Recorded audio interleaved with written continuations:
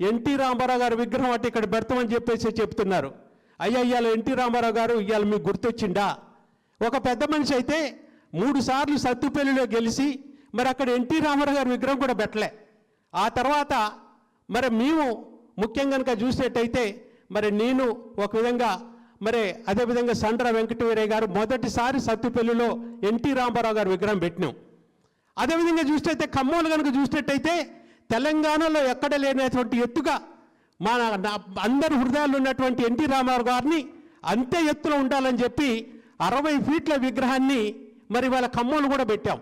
ఆ రోజున నేను ఎంపీగా ఉన్నాను, పువ్వాడ గారు ఎమ్మెల్యేగా ఉన్నారు, మంత్రిగా ఉన్నారు.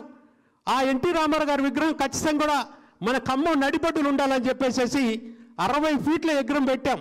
బ్రహ్మాండంగా లైటింగ్ చేశాం. వారి చరిత్ర అంతా కూడా గ్రానైట్ రాయి మీద మొత్తం కూడా చుట్టుపక్కల అంతా కూడా రాశాం.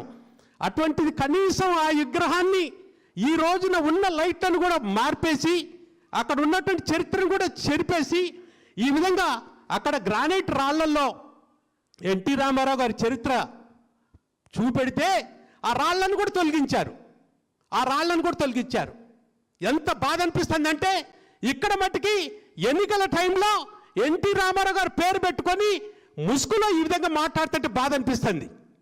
కనీసం ఇవాళ ఖమ్మంలో ఎన్టీ రామారావు గారి విగ్రహం అయితే ఉందో వెంటనే ఏ రాళ్లనైతే మీ టైంలో మీరు పగలగొట్టి ఎన్టీ రామారావు గారి చరిత్రని చెరిపేయాలని చెప్పేసి వారి చరిత్రని మేము గ్రానైట్ రాళ్ల మీద చెక్కిస్తే తీపిచ్చారో వెంటనే ఆయన కూడా పెట్టండి. మీకు సిద్ధశుద్ధి ఉంటే అక్కడున్న లైట్లన్నీ కూడా మొత్తం కూడా తొలగించారు. అసెంట్ని కూడా ఎమ్మటే పెట్టండి. ఇవాళ ఉప ఎన్నికలు ఉన్నాయని చెప్పేసి ఇక్కడ ఎన్టీ రామారావు గారి విగ్రహం పెడతారని చెప్తారంటే ఎంత బాధ అంటే అంత బాధ అనిపిస్తుంది. అదే కాకుండా